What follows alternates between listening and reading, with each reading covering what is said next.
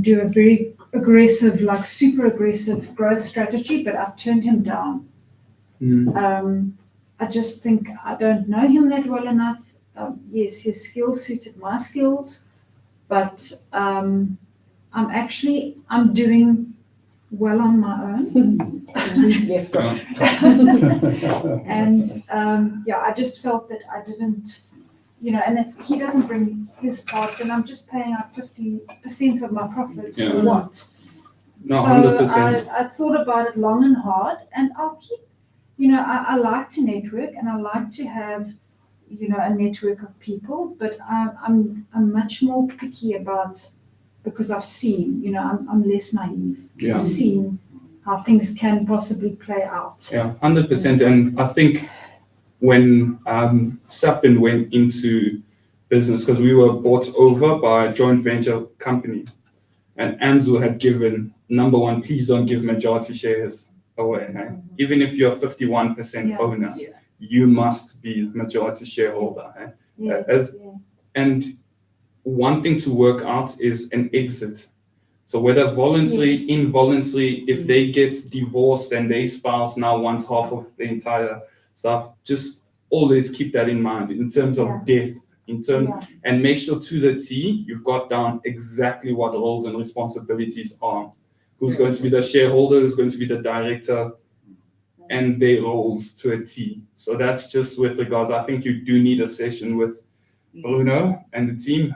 They do it for. To do that because I know, I mean, obviously they're the experts. Yeah. I haven't walked this path fully yet. Yeah, no, definitely. How could I be expected to know all of this? That's why we get the experts in to advise us on how to just cover ourselves properly. No, definitely. And believe me, one session, an hour session, just goes through Bruno, and you plan all of these stages ahead of time. Before you do take anyone's money, just go sit down with Bruno an hour and just go through what a typical MOI is. I think you've got good legs to go as far as you want to go to. So that's just with regards to this conversation. Do I have 1 more minute? Yes. Just operating your business in your personal capacity was where, I mean, you've got 6 deals that you're currently running now, all in your personal capacity. No, at the moment, now they're all in the company now. Oh, I've moved everything. So at the end of February, I moved everything over and restructured it. No, definitely. Because that personal with tax. It's just a nightmare. Yeah, I was so busy doing the deals that was slightly neglected, but I also didn't realize the implications fully. But I've realized that now. And one of my big goals this year is to make sure that that's all tied up. All those loose ends are tied up. Yeah, no, definitely. Have last point. I just have one little piece of advice. Just the lease that you currently have with your landlords. I would suggest getting it checked out by attorneys. Yeah. Like I said, any attorneys are fine, but your subletting clause needs to be on point, just to protect you from any damage to property that your tenants would do, or evictions that would need to take place. That subletting clause is very important for you right now. Yeah. All right. I would say also, like, it must be painful to always have to resell the idea of why they should rent it out to you. Right? It is, the rental arbitrage is an amazing strategy to get your foot in the door. What are sort of like your plans on, or are you totally not with the idea of potentially owning these assets? I mean, again, there's pros and cons to everything in this business. Rental arbitrage is amazing, where you do not, the cost of entry, I'm sure these apartments cost an arm and a leg. But what sort of strategies have you explored the viability of having a longer lease term than 12 months with these landlords? Yes, so all my leases now, I think, and please correct me if I'm wrong, the maximum you can do is 2 years at a time. Yes. So I'm signing only 2-year contracts, because it's you need more than 1 year to establish that and to keep the income coming. So only 2 years from now on, and then also What was your other question? I'm sure it is time to resell Yes, it resell the is. ideas It is, to. but Yeah. you know, I actually enjoy chatting to people and I enjoy meeting people. And I find that when I talk to them in person, it's a lot easier. So, but the first point of contact I have with them, if it's through an agent, they send through all my credentials, my testimonials to show that I've got a track record. Yeah. So that helps a lot. That gets my foot in the door. And then once I speak to them, they can see I'm credible. I've got my website. I've got that backup there. But definitely, I think it has legs, Julia. Like, all the best on your journey. I've definitely spent the time with the Lexus team with regards to your MOI and do your own research, right? On partnerships, what goes wrong, what goes right. Have insurance against all your business partners Yes. in I case know of about death. the insurance of the business partners. No, 100%. And I think you've got legs to grow. I think that's all from my side. Yeah, me too. Me too. And Khali will just let you know if you are through to the next round. Thank you so Thank much, you, Julia. Thank you so much. Thank you. Thanks so much. It's been a pleasure.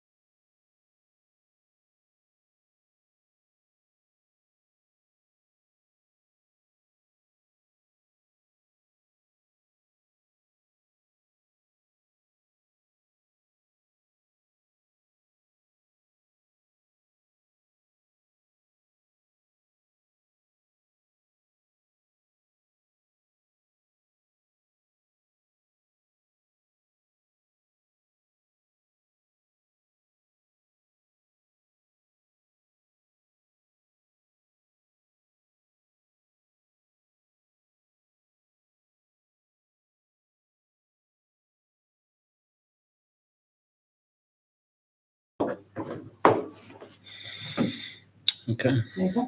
Alexa. Hi, my name is Alexa Levendal. I am a junior associate attorney at Bruno Simon Attorneys. How's it going? I'm Daniel Tizari.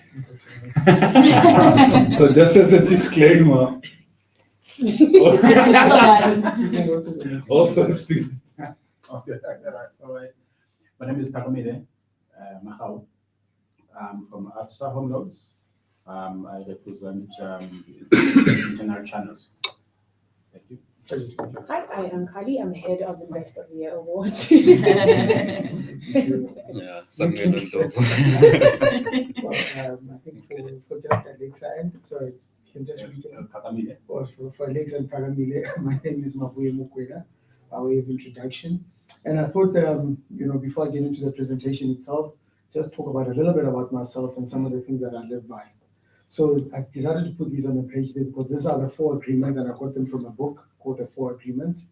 And these are what I live by, I think, for the last 2 years now. And, from that book there, that I'm always impeccable with my word. I never make assumptions. I don't take anything personal, and I always do my best. And then the 5th one there is the one that I owe to myself. And I think most of the people in this room who have had an opportunity to interact with me will know that I always say that you only get one shot of life, and make sure that it counts, and write this till the wheels fall off. And that's literally who I am, and those are the principles that I live by. I enjoy life, I love life, and I live it to the fullest. So a little bit about myself. I'm 42 years old. I'm married. I've been married for 13 years now. It'll be 13 years next month. I have 2 boys, aged 9 and 13.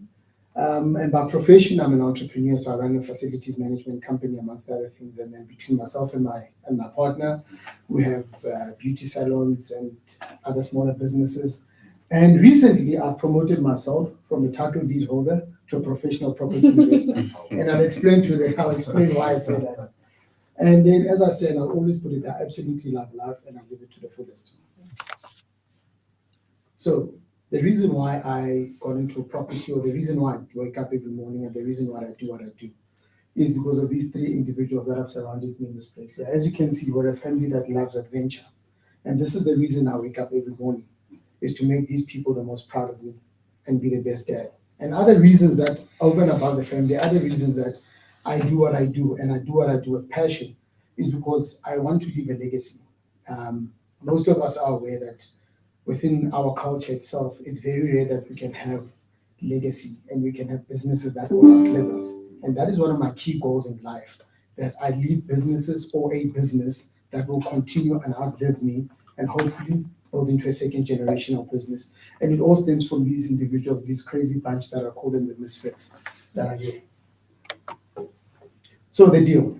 So maybe before I get into the actual deal itself and getting through the numbers there, just give you a bit of an explanation about that picture there. So that picture there was taken in 2016.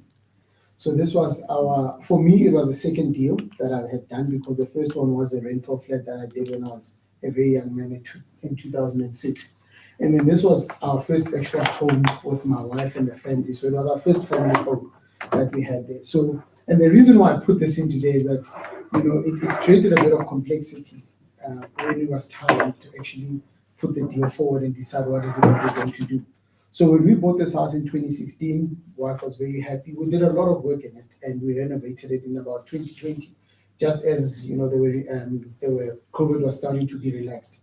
So we started renovating the house completely. Now, come fast forward that to 2023, we had then decided that it's time to move to a different place, to a slightly bigger house, to a more safe sort of complex. Not that there was anything wrong with the house here. So part of the challenge that had happened is that I was okay with moving, but because this was, the boss's first home, and everything else was very sentimental, and it caused a bit of a problem with what do we then do with the house? Do we then sell the house? She was not for selling the house. Do we rent the house? So it stayed vacant for quite a while, until we decided then to probably venture now into this. And I must say, one of my coaches in this room here played a lot of important part in trying to motivate as to what it is that we can do. So then that is where the deal came through. So the deal itself is that then when the journey started, we started fixing the structures first when I first joined SAPIN. We started fixing the structures, making sure that what is it that we wanted to do. So as we speak, we're in the process of putting the house itself from our personal names into the one of the companies that owns the trust, that is owned by the trust. So we then decided, okay, maybe we need to look at, so the first option was rental. Like I said, if we had sold the house, we wouldn't have made that much money, as it was still within the last 6-7 years within that, so we wouldn't have made a lot of money. And then the second option was that do we now rent it out? And when we crunched down the numbers, if we had rented it out, I think we would have been barely making profit out of that house. So I think sometimes if anything broke or something else happened, that there's a major maintenance issue, we would have had serious issues about that house. And then I confided in my coach and I said, look, I have a vacant house. Then I started doing a lot of research within the area of Northmead and realized that there's actually a lot of demand for housing and a lot of demand for townhouses and that. And then I called in my coach, and then with the help of the town planner, helping me with the rules and regulations of what you can, can't do with the municipality, then we had a look at it, and then we decided to go for a four unit multi-let. And then the reason was that when we extended the house, as I said, we did a lot of renovations. So my wife is a civil engineer by profession. So when we did the house, little did we know that 3 years later, it would actually have worked out perfectly, that house you will literally cut in half and be able to create 2 units within that house there. That is a 2-bedroom, 2-bathroom unit. And so we embarked on a multi-let unit. And as I said, the exit plan for us and how we did that project was that we did it in such a way that we did not involve a lot of brickwork inside the house itself. So the moment we decide to sell, we can either come to you and say, look, Alexa, you're interested in buying this house. You've got 2 options. You can buy it as is, which generates income.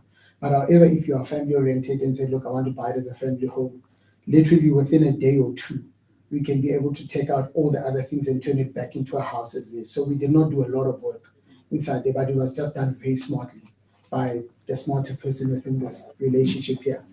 So the purchase price in 2016 was 1.1 million. The renovation costs in totality was about 450,000 because there were 2 sides of the house there. And the reason why it was a bit higher than that is because we wanted to create a very premium quality accommodation for the area in itself, because the beauty of it is that it's 1 kilometer from, I think, one of the best public high schools in the East Rand, which is Benoni High, and probably the best primary is 1 kilometer from the best primary school within the East Rand. So it is very much an area that is highly sought after. So the funding model was self-funded. So partly self-funded, what I mean by that is that, so we realized that as we were paying off the house over the years, we were paying more into the bond. So there was a lot of excess that was sitting there. I think over 150,000 worth of excess that was sitting there. So we got rid of that excess in there, and then we self-funded the rest of them from our savings. And then, so currently what the house is, so we finished the project in May, and I can say that as of today, all the units have been taken up, all 4 units, they've been taken up. So in totality, as you add them there, the total revenue is 24,500 Rand. So if I total all the expenses, so the expenses would include then the bond repayments, would include the security, would include free Wi-Fi, because we offer free Wi-Fi, we offer free laundry. So all those expenses combined came down to 15,250 Rands, which gave us a net profit of 9,250 Rands per month on that property. So it doesn't take a genius. When we did the numbers, I think the numbers were not as good as what we thought they would be because of the rental pricing when we did that with my coach. And then when I looked at the numbers, actually, when I started crunching, I was like, hey, this is not bad at all. You know, for a property that we still own, that's still under us, and, you know, giving us this much after all the expenses, most importantly, after the bonds and the levies have been paid, to still be able to pocket 9,250 Rand is not a bad deal at all. So some of the lessons learned in this process of, you know, renovating this house and getting it done. One of the first ones that was very key for us that we learned from that is that the contractor. So even before the contractor, one of the most important lessons that I learned is that understand your own scope of work. So we had to understand our own scope of work thoroughly, because I realized that if we didn't do that, 90% of the problem is that it escalates the prices. And we currently have a building like that where the scope of work was not clearly defined, and we are suffering from that. So very much so. So it's very important before you even go out there and solicit a contractor that we know what we want, and it's very clearly put out there with the people there. And then the second part is managing the contract itself. So sometimes I've also now learned that to try and self-manage as an owner is a bad idea. So because my wife comes from that field, I put too much pressure on her. I said, you can manage it, only to find that it's her own home. So therefore, it becomes very difficult. You need somebody who's impartial, somebody who can look at some of the things. Those are some of the challenges that we started facing, because sometimes I had to put in and say, don't make it personal. I'm going to rent this place out. No, you can't touch this. This is what I loved about the house. This is the feature that I loved. And so some of the houses there. So these are some of the lessons. As you can see there, she's not a happy person there in the place there, because somebody was not happy with the contractor. So these are some of the lessons that we started learning with the contractor during. It's important to have follow-up meetings, have a specified date whereby we said, let's sit on a specific date.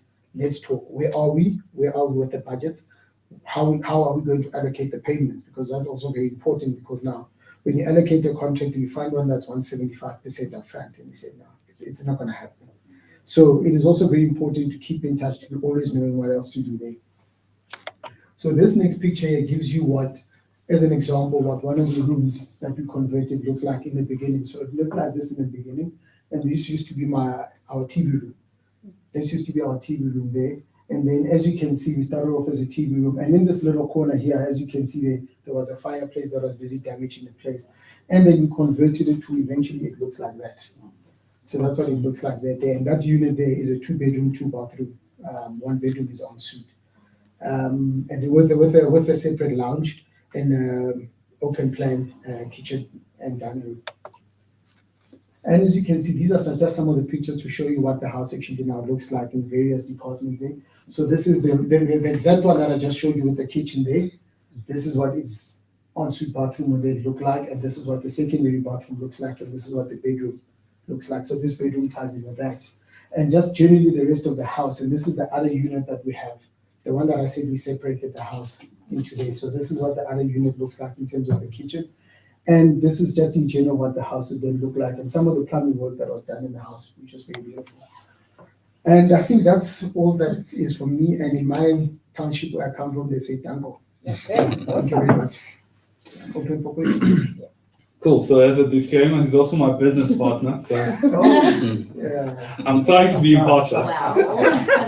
Noted. But let them not scare you, because we're enemies because of Daniel. So the business deal that we're talking about, they were a contractor in a mess. We end that together. So Yeah, so it's going to be an interesting learning. So Mabuya, let's start with because this deal is one of many currently, yes. currently running.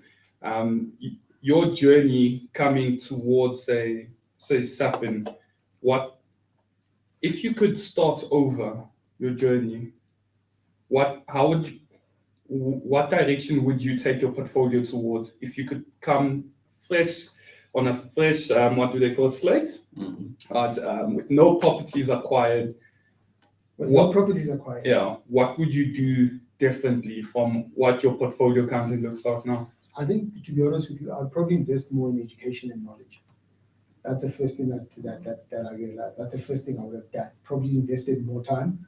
Probably have spent a year doing what I currently am doing now with the SAPIN work and the books and the knowledge, attending the different events.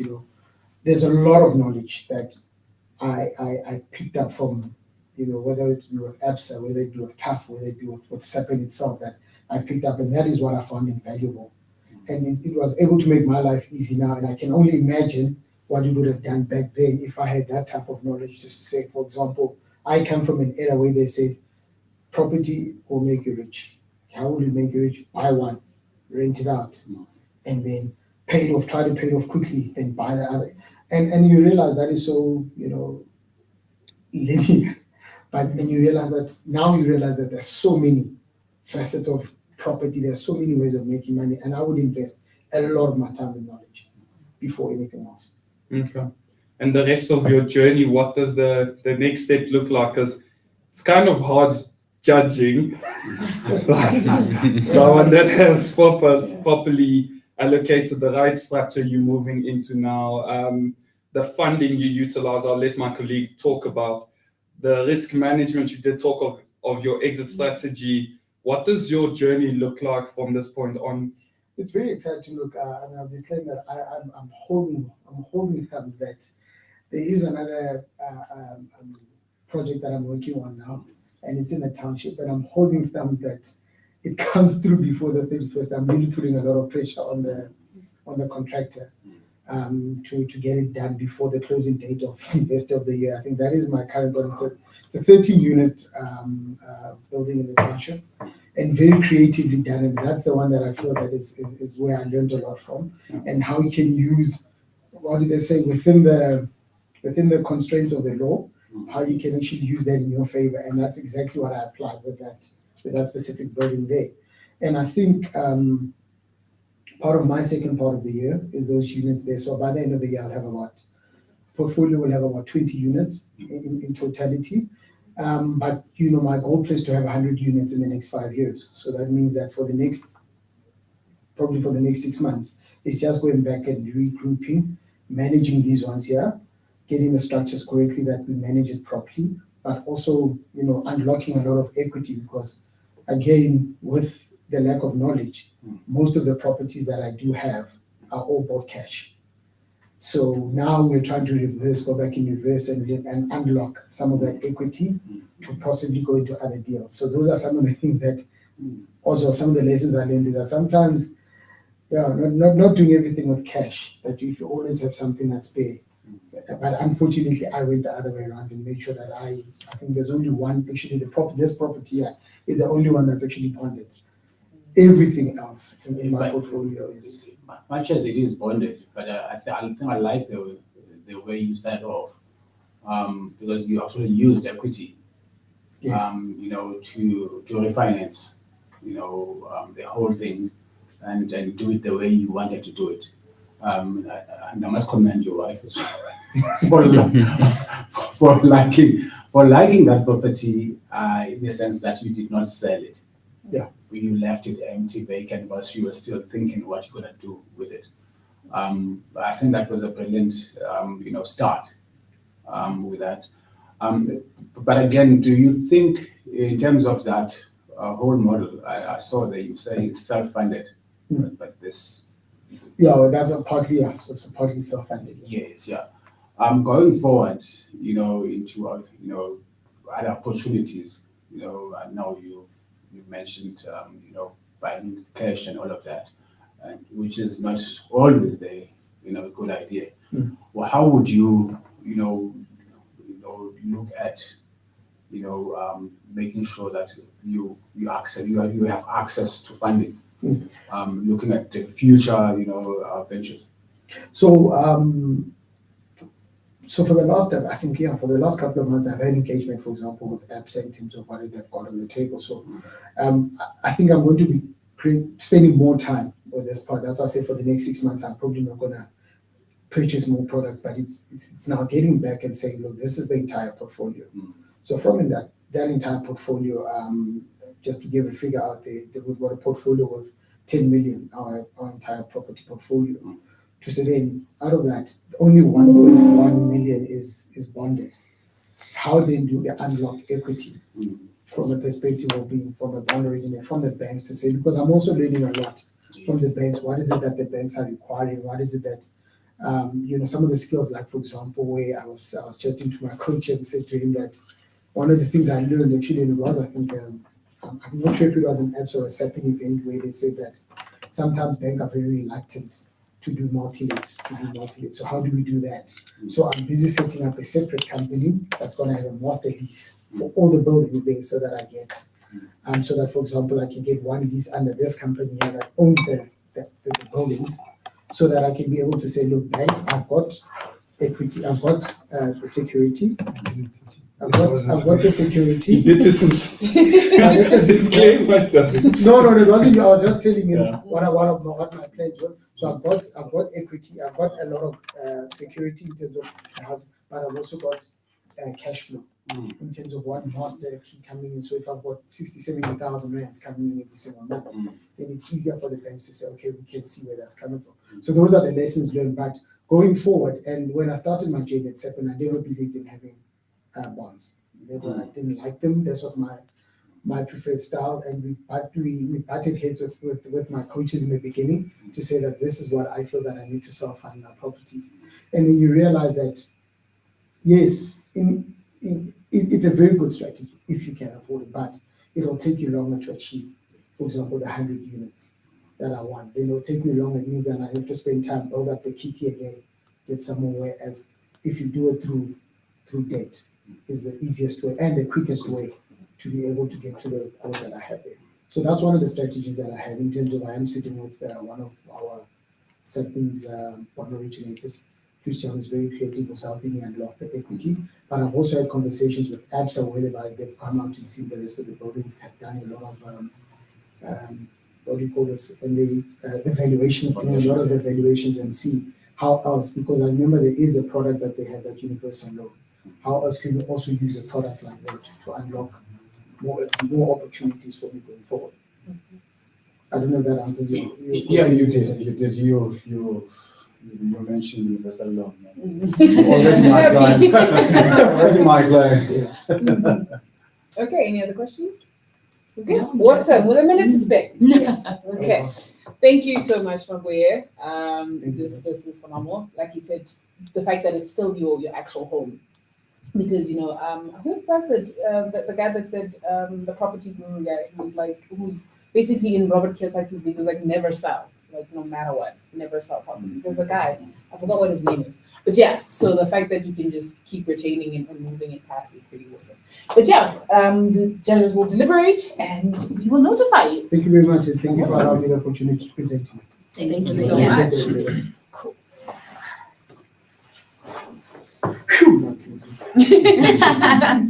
Well, who's saying no? Can you send me the Thank you. presentation? Sorry. Can you please send me? Never mind. Here it is. Yeah, I think you're gonna have to make the call on Mabuye because first of all, he's your I'm biased. person and he's my client. So Yeah. Well, yeah, so it's you'll a make little bit biased. That was probably my favorite. So No, far. definitely, Yeah, Definitely my 1000%. Okay, cool. the deal. Sparkling or stuff? Development thing is actually next level. And so like on an asset acquired for 1.5 after expenses, it cash flows I sent you rocks. 40,000. Yeah, good. It's quite crazy. Hello again. Hi.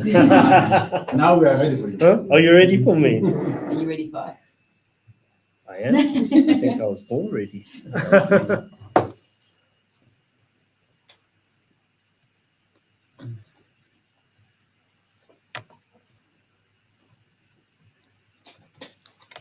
Okay, fantastic. Okay, We will so- be standing. With Good your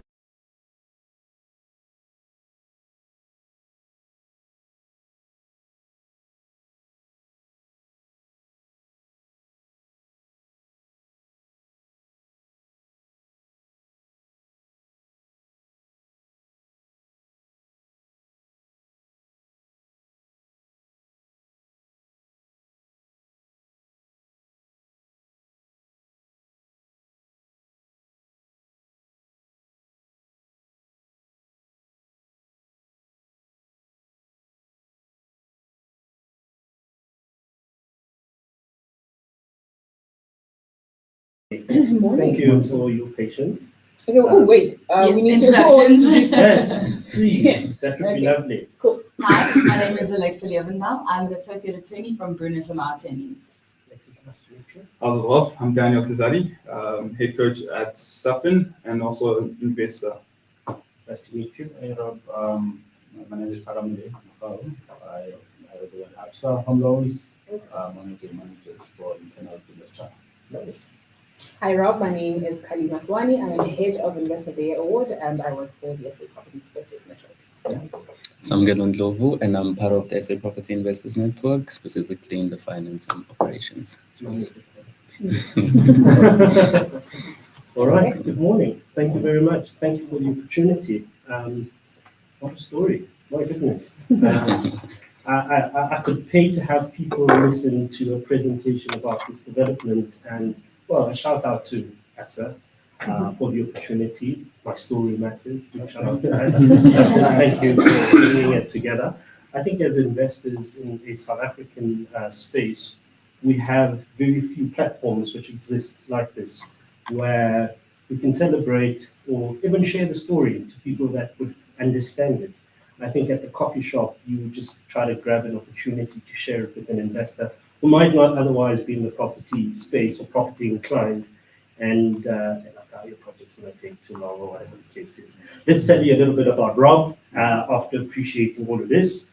My name is Robert Teboho Tsekwa. I go by Rob T. Khali, Rob Yes. T. Tsekwa. I'm the CEO of Hashtags Property Group. We're the largest real estate agency that's youth owned. I'm a real estate, specifically real estate investor, business coach, and keynote speaker. So my whole life, I've done many things, but my passion is real estate. So over the last 10 years, all I've done is real estate. So all my income stream, all my income is from real estate, and only real estate. I've got family in logistics, I've got family in banking, and I say no to the opportunities because real estate is for me gold. And the saying goes, real estate chose me. I didn't choose it, it chose me. So the stars had to align for this to happen. So that's Rob T for you. I started in the real estate space as youth, founded the real estate residential sales component of the business. While running that, I realized that there were avenues in the development space, there were avenues also in the investment space, but my focus was to then move from selling existing properties to creating new stock. So in real estate, he who holds the stock rules the market. So I was trying to integrate avenues of renovating properties, building properties up into that space, and fairly young at that, the passion was there. In my journey into real estate, I met my wife in the real estate space, then girlfriend, now wife. Interesting journey because she herself works for a conveyancing attorney. Can you imagine that? So do we have property babies then? Yes. With our kids. So we've got two lovely kids, a 13-year-old, just started high school, and a 6-year-old. And the 6-year-old knows that her mom works for an attorney firm, and she can say it as it is, as it's written, that my mom works for NGL attorneys and she's a conveyancing secretary and she wants to be an attorney. And the same question posed to her, what does your dad do? My dad's a builder. So she says, very straight to the point, okay? If you ask her to elaborate, she'll tell you, daddy drives around, looks for properties, demolishes property and builds many properties. So she often accompanies me to site and she likes the idea. So as a newlywed, I was confronted with an interesting problem, having worked for the bank, for one of the major banks, for just over 10 years. Time was an important thing. Yes, my blood is blue. But I like EPSA. I like EPSA. Having worked for one of the big corporates, so I worked my whole working career for corporate, for Standard Bank in the Sandton area. Started at branch level, worked my way right up until the private banking space, which I love. And as I sit here and see the bankers walking around, oh my word, I'm like, days of old. I wouldn't trade this, but days of old. And that in itself equipped me to actually be where I am. The banking experience, leaving the bank, I left the bank to complete my degree. I went into the insurance space, left the insurance space, went into the legal space for an attorney firm, but I worked in the marketing department and then saw a need to go into real estate. And so this is why I say the stars aligned, because I use all the experience that I've gathered through different industries to make this work. As young as I am, I'm always confronted with the question, how do you know all of this? By experience. I've been there, I've worked through it. I've worked through clients' application forms. We had to apply for concessions. I was in it. I was basically doing it for my clients, and now I'm the client. And this is why I'm happy to stand here. The journey of this particular development is an interesting one because it's one of a joint vision. As a realtor, we find properties everywhere, but this particular property just almost raised its hand to me. When I saw it, I knew this was the one.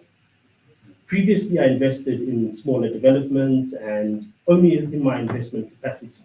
But in this particular one, I wanted to be the main person. I wanted to be the runner at this. So in compiling it, when I met the seller's objective was to create a development. The seller had purchased the property as a church. So the property in its original structure was the first Dutch Reformed Church of Germiston, built in the 1800s. So its structures and its walls and its foundation were extra thick and super deep. So to go and do a development on something like that needs you to go right back, far back, right to heritage. So to you that understands development, the moment you speak to heritage, you know how far back it is. So you go through a tribunal, it's the whole thing. So to have that as your first hands-on development is very challenging, but in so saying, it's enriching and it helps one to learn a lot through the whole process. So when I met the seller was in the process of completing or basically running this whole process with the subdivision. When I saw it, I said to the seller, listen, I'm interested in buying this property as a church. I share the vision you share. Show me what you had in mind, and I'll show you what we had in mind.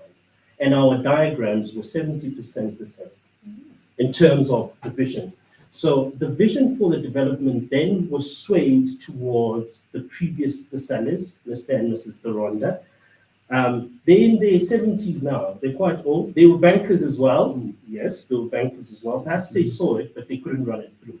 So I had a responsibility on my shoulder, not only to see through a vision that I had, but somebody else's vision. Because their children had grown up there and they had gone abroad and they had shared the plan with their children, but their developer passed away, so they couldn't see the process through. So I kind of took the baton and saw it through. Then we move over to, am I following the slides? Are we good? Have you touched on finances and then No, finances not at again, finances yet. and then Wilberforce, okay. But we're still talking about, in the picture she's there, but she's tiny. Mrs. Doronda, she's at the door. Okay, that's her. So the story then runs that particular way. Then we move now from the whole story of a shared vision to why this particular development. Why does Rob T want to move out of selling real estate, coaching realtors, and being in the space to go and do his own real estate development? I think my family was the one component. A driving component was my family. Being a banker, okay, I'm not saying anything about the bankers in the room. The time element that you have is very limited because your time is basically contributed to the organization you work with. And having worked in the bank, I realized that time was a precious commodity. And I would need to trade off something in order to have that time. I also have a mum who basically single-handedly raised 3 children. And on her name was a bond that was not yet paid. And it was my grandmother's wish that, if I may, I'll use it in my home language. Translated in T, if you can, help your mother. You know, and that for me was super deep because the very property my mother lives in is in my name. I've purchased that property. So her wish was to see all her children financially free and not burdened or face a challenge of having to lose their primary home. And obviously mentioning that it is primary home of the family, which I financed when I worked for the bank. And being out of that space, it was a goal to do a development that would allow me to put her in a situation where she is financially free. So the whys were burdening, the whys were big, the whys spoke to me internally as an individual and more so as a business coach. Because now the pressure of the people I'm mentoring, I need to then set the path for them to move to the next level and say to them, listen, if I've done it, you can. And often confronted by the question of, I can assess your financials, I can look at what you did, and I can give you an advice. And too often my client asks me, Rob T, can you show me what you've done? Ooh, That's a catch. Then I'm caught with my tail between my legs because then I'm speaking from theoretical background and my vid studies, which is irrelevant for a client who's saying, listen, but I'm putting my money. I need to know what you've done. That was possible. Yeah. So the mentees. So then we roll into the financial side of things. The seller says to me, listen, I'll give you the property for 3 million because you can see the potential. My negotiation skills kick in. I reduce the price to a workable price of 2.5 million. How do we finance this? So I use a separate company with a similar name. The real estate agency that sells the properties is Hashtags Properties. I then register a company called #Professional Properties because Hashtags Properties will dispose of the properties that are developed by professional. Okay, hand in hand, I had a disposal method. Acquire the property for 2.5 million, and I use a private investor because financially it wouldn't have worked. My salary would have not covered that, given the fact that I already have a primary residence and I'm renting a property with my then girlfriend, now wife. Okay, so the idea that I could have gone to the bank, perhaps maybe I could have asked ABSA, hey. So I could have come to the bank and asked for 2.5 million, knowing how the assessment works, would have been bogus. So I decided to go the avenue of using an investor. So the structuring and the financing was very interesting. Because I used a private investor, my investor then asked me, listen, T, I like you, you're a nice guy. How do we work this? What is my security? I said to the investor, I'll divide the property into 8 portions. Okay. I'll price each portion according to the market on reports which I can obtain from Lightstone and various search platforms, which secure your money. And my investor was like, I'm happy. So the moment you fail, I make the money. He says, I'm happy to give you the money. So the deal happened. Okay. The deal happened. My second funding phase was the phase to use my own savings and some of the money in the business to then commence the building of the project. Also obtaining funds from my family, from my mother, and from my then girlfriend, now wife, to say, listen, here's the goal, here's the vision, let's make this work. And they jumped on board. That allowed me to start the project and then use the bank's money to then conclude. Happy to say that ABSA funded 2 of those properties. So which is remaining portion and portion 6. Fantastic. Yes. So you guys have me on your books on a 1.3 and a 1.3. Yeah. We have you captured. You have me captured. You have me captured. You have me. I'm available for complete capture. So then we basically look at the structure of the financing is private investor, fantastic, own savings, family savings, agent's commission, and bank's money. The agent commission is what was used to pay for the transfer fees. Yes. So because the money was saved, I then just dotted it down a letter to say, attorneys, please pull your money from the agent's commission. And I was brought into office and I raised my hand and I was like doing all those formal things, which I thought had passed, but apparently it's still done. Yes, so that is how I got the transaction completed and transferred into my business name. And then the building of it all. The building costed me 4.8 million, which is funds that I obviously now drew again from the investor. My selling price was at 1.250 per unit to 1.4 million. And why is there a price difference when the properties are exactly the same? I phased them out. So I first started selling the first phase because there was no property, the price was less. So I drew in attention. And then I did my second phase. So my first phase I sold at 1.250. My second phase I sold at 1.3. And my third phase I sold at 1.4. So I incrementally increased prices the further I went into the project. And that is how I got to the profits that I got to. My selling price, as I said, 1.250 to 1.4, and then my gross profit, 1.6 million. 5.6 million, pay back my investors and my funders, 3.6, net profit, 2,070,000. Very comprehensive, very structured, not too big, not too small, but very, very stressful. very, very involved, very, very, very, very, very, very challenging. If I'm losing hair, it's this project. So very quickly, one would realize that this, for an African child who was born in the East Rand, raised in the Soweto area, this was a dream. This was a materializing of a dream, not for self, but to inspire others. And I think the idea that we demolished, okay, well, in the picture you can still see it looks like a house, but the structures kind of show you it was a church. We demolished the whole church. But there's a church, there's another church down the road. So we fine for that.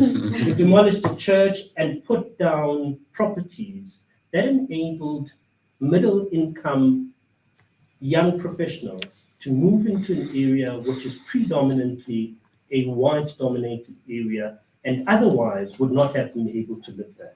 And I think out of all this, that is the big takeaway. Thank you. Do you have after pictures? Yes, I've got after pictures.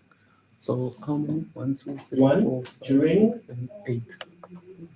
After pictures. Oh, nice.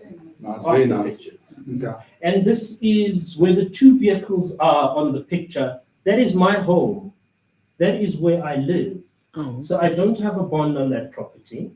So I traded 20 years of work for 3 years of consistent building so that I can spend time with my family. And I can have the ultimate dream of even having time to be here without my phone ringing off the hook and not having to report to a boss. So the ultimate goal as an individual of reaching financial freedom, if I may, I've attained. Thank you. You said prices for those, Yes. 1.250 to 1.4. Okay, questions? So I think, well done on everything you have achieved. That's it. Picked up that I speak Yes, French. we. Cool. Talk to me. Let's dig a little bit deeper into the development. Sure. So from what you said, this first of all, the transition from being a realtor towards being a developer and ultimately a business owner. I think you said something very key, which a lot of startup investors do not understand. But if you control the buyer, you control the entire market. The whole thing.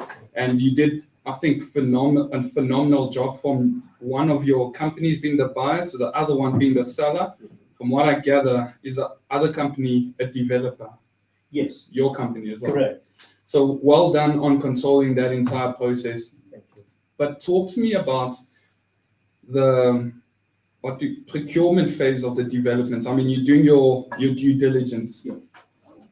Was the property zoned? The property wasn't zoned, so I had to do the rezoning. Yeah. So obviously, I feel like I have a little bit of an advantage, and this is why I say the stars kind of aligned and real estate called me. The moment I was interested in purchasing the property, given that the owner had an interest of doing the same thing, I still did my due diligence. I pulled out the title deed, I saw what zoning it was, what was restricted, what could be done, visited town planning, played out my idea, this is what I'm intending to do, what are the restrictions, what is happening. If you actually see on the SDP, the property's got 2 entrances actually. So the main address of this property was actually on 2 Haley. I converted the entrance onto this side, which is 13 Grace. And the development is called Park Hill on Grace. Okay. No, that's awesome. So during that period, I think, is that the reason you did not go with a bond fund and you'd rather went with an investor? Because for 2 years you could not start development? Thank you very much. Talk to me about how did you sleep at night? Oh, yeah. I did mention I lost some hair. I did mention I lost some hair. This is one of perseverance, and I saw this in one of your previous winners.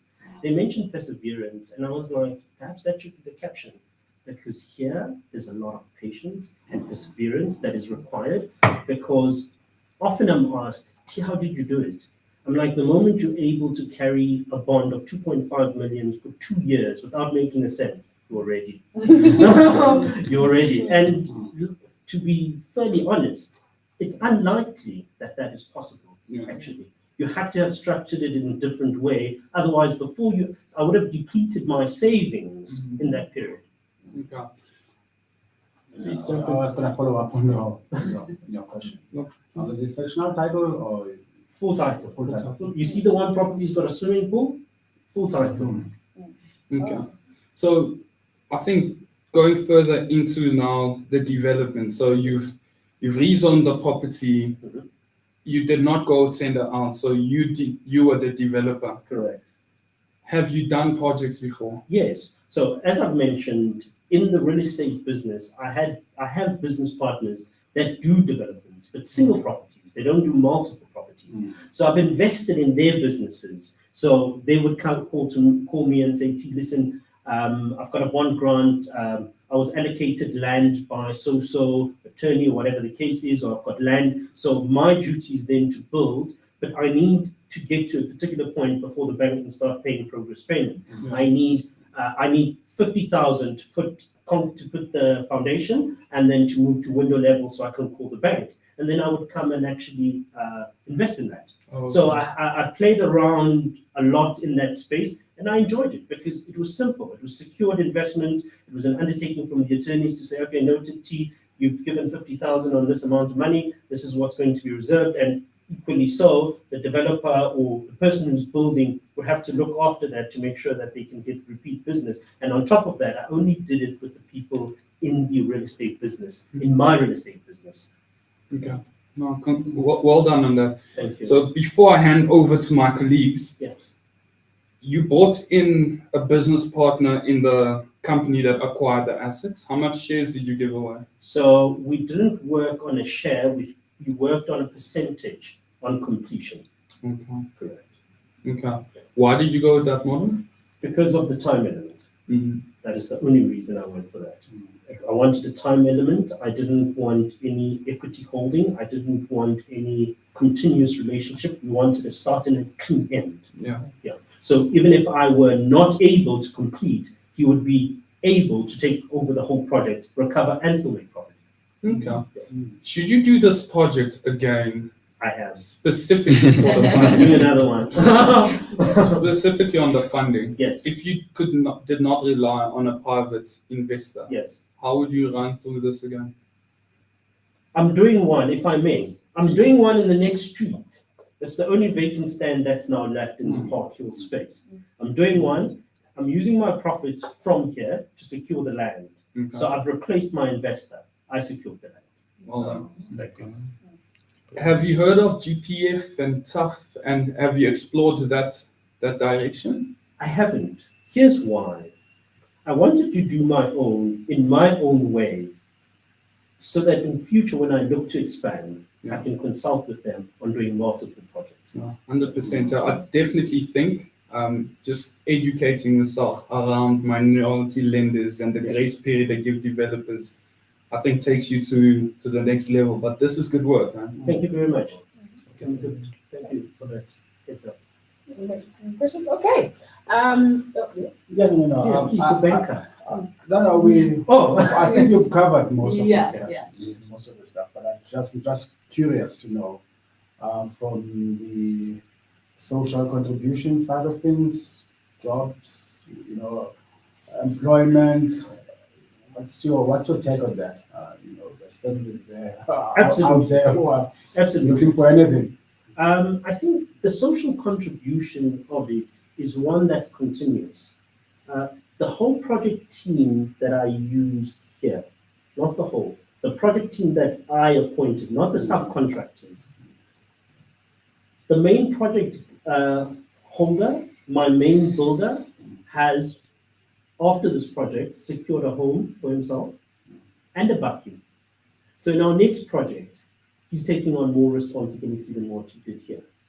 So that in terms of employment, our employment and our subcontractors were mostly people of color, South African. Correct. And that were taken from other developers. So we didn't establish a new team. We didn't say, okay, now you become now. No. We used reputable business partners that we used across the board, and mostly in the Alberton area where developments are they're faster than what they are in the Germiston area. We actually picked and poached from there for our project. You know. Awesome. Alrighty then, thank you so much, Rob T. Thank you, Khali. Appreciate it. Thank you so much for this. As I said before, congratulations on this. This has been Thank good you very work, much. on your part. And yeah, judges will deliberate, and I will contact you in due time. Thank you. Awesome. Thank you for your Thank time. you. Thank you very much. Welcome. Thank you. Thank you.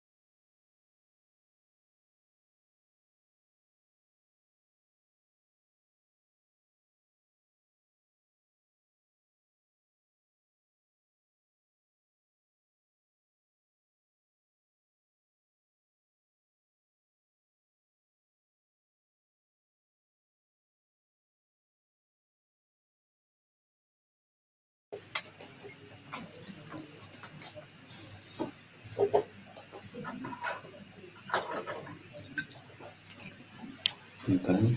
Okay, we're just gonna start with introducing everybody. Do you tell them that there's been Oh yeah, the screen keeps on going on and off now, so don't be too alarmed. Yeah. Hi, my name is Alex Leovendal. I'm an associate attorney from Brennus Martins. Nice meeting you. How's it going? So I'm Daniel Tizadi, head coach at SAPIN, an investor as well. Hi, Kasi. Yeah, seeing you. What in third time? Yeah. Yes. My name is Khali Khali from Absa Home Loans. I'm responsible for internal channel. Please. All right. Okay, my name is Khali. I'm head of Investor of the Year Award, and I work for SA Properties Investors Network. Samuel Ontlofo, and I'm also part of the SA Property Investors Network, specifically finance and operations. All right. Thank you. Over to you. All right, good morning, everyone. My name is Percy Madiba. I've entered the IOTY youth category, and I'm going to present the deal I closed last year, September, to you. Next slide. Thank you. Don't. You know. This is the first one. Yeah, that was the first page. This is the. Back again. Okay. All right, yeah, I'm a son, I'm a brother to 3 siblings. I'm a property entrepreneur, and I've done over 5 property deals. Yeah, you can. But my why, it's mostly my family. It's what inspired me to start in the property industry. I think 4 years ago, we had a challenge at home, financial challenges, and then I just started searching ways on how to make money. And I checked on YouTube. I came across real estate, and when I searched on the internet, I realized that there's SAPIN, which is hosting events, is teaching people how to invest in property, specifically in South Africa. And then I attended a seminar, and I met people like Dan, who were presenting, and I decided to join the coaching program. And from there, I learned how to structure deals and how to make deals. And this is one of them. We can just go to the next one. Okay, this is a deal I closed in September last year. I got it in a place called Chawelo. A lady was relocating to Rodi Port. She has identified another property that side, and she wanted to sell this one as quick as possible. We agreed on the selling price of 500. Then I signed the offer to purchase, saying I'm gonna buy it for 500.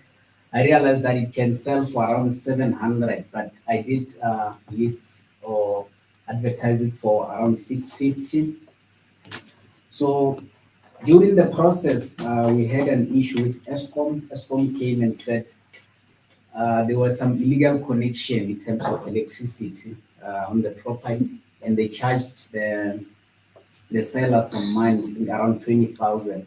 So the seller came back to me and saying, Casey, I'm gonna run short on the property I'm looking at Rodi Port.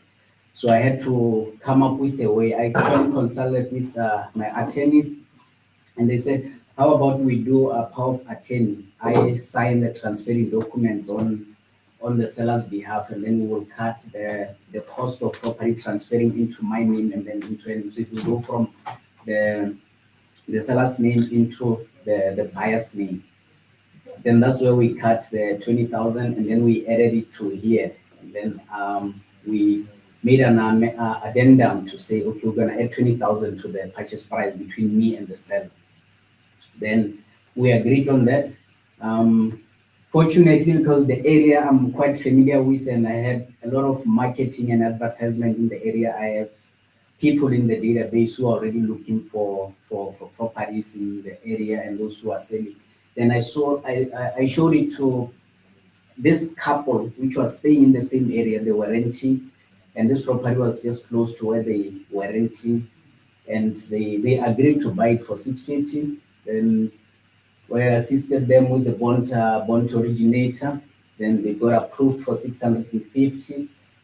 Then the expenses here was COC. You know, the seller had to pay the COC, but she said she doesn't have it. She's already running short and stuff. So I said, okay, since I'm making some money, I'll just cover it for you. Then we did that, and I made a profit of 127,500. So return on investment is infinite, because the 2.5 was deducted from the funds of the sale.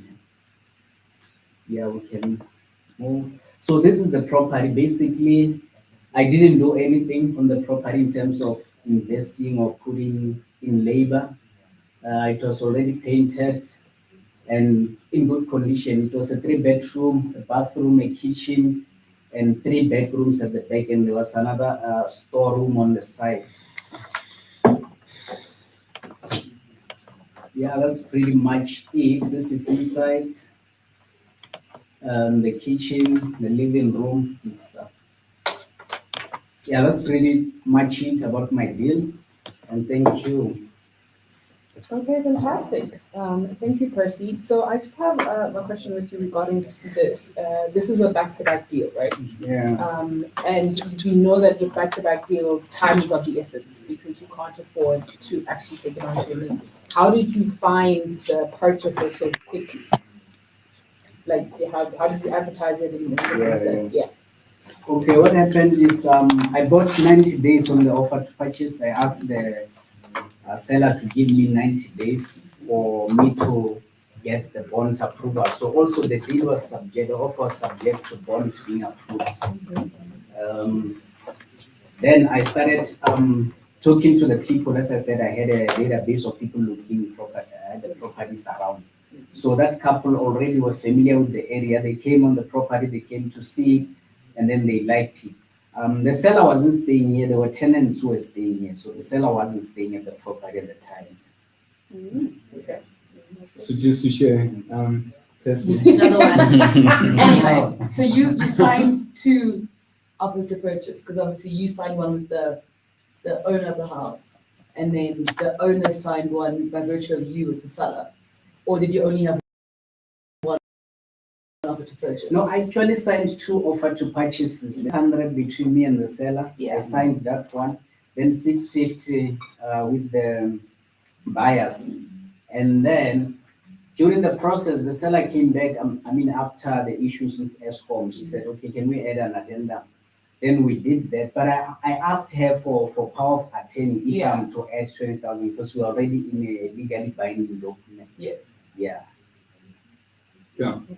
So, Percy, I think my question stems around this is a very quick transaction, high risk, almost high rewards. I think Percy is also an estate agent, so he had a database that allowed him to move fast. Should you do this transaction again? Firstly, what did you do it in? Was it your personal name, in a company? How did you do this transaction? I was using my personal name. Personal name. Yeah. Okay. So again, there's pros and cons. I'm not a tax specialist. I know there's different contingencies to allow you up to a certain price where capital gains tax isn't going to be implicated. Should you do this again with this sort of creative strategy? What would you do differently with the different situations you incurred with the sellers and stuff? How would you structure it differently? Should you do another back-to-back deal? First and foremost, I'll do due diligence. I will have to find out everything regarding the property, the outstanding rates and taxes, the bond, and if there are any issues with electricity before we can get into an agreement. But yeah, I'll definitely do it again. I just need to do more due diligence. And also the structure, I think I will also be looking into doing it under a company. Yeah. Oh, definitely. And when you are reselling the property to potential buyers, what was the sentiment around the properties? How did you deal with that resale towards people that want to buy the property? What sort of strategies did you put in place? Because you've not touched the place. You didn't do any renovations. You're selling on the same property. Did you encounter any difficult buyers? How long was the period? You bought yourself 90 days. How long till you found a buyer? It took around in less than 60 days, yeah. Less than I'd 60 say around 60 days, yeah. Because I had 3 people who were interested, but one made they made an offer. Okay. Alexa, is there anything you want to add? I just want to obviously advise when it comes to the whole selling and purchasing of property via power of attorney, it's very risky. So be very careful when you enter into such deals. Can I ask how old you are and how old you were when you did this deal? Yeah, I'm 25. Okay. Now just double checking, it's obviously one of the requirements. When it comes to using the power of attorney, there's so many small things that can happen if the person passes away or is in an accident and becomes mentally incapacitated, your entire deal will fall through.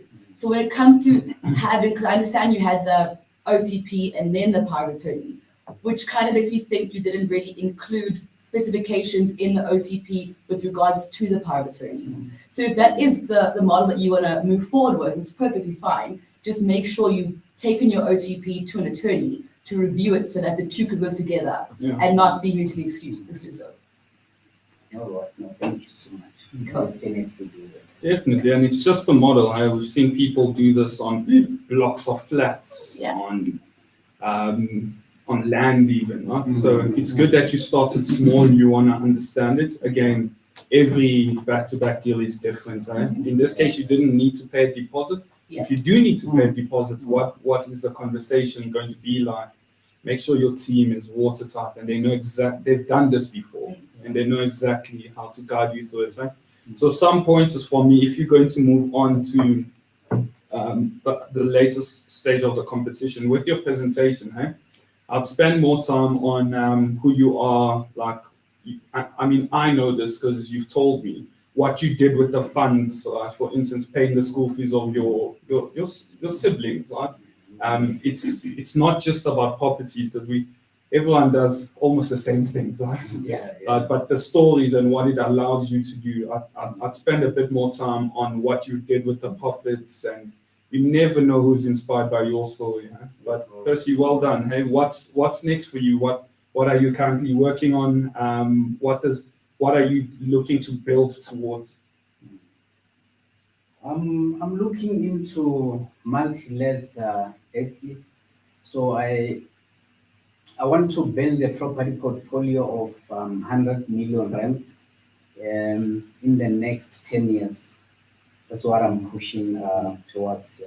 At least if I can generate around 200,000 rands per month in the next 10 years from real estate, I would definitely be happy. It's definitely possible. I mean, you're young, you're ambitious. There'll be a lot of pains, Like, believe me when I say don't cut corners because you're successful in a deal. Make sure your same team, you utilize them, and all the best on your journey, Percy. All right. Thank you. So I think we'll be in touch. We'll send the results to Khali and to tell you whether or not you made it to the next round. All right. Thank you.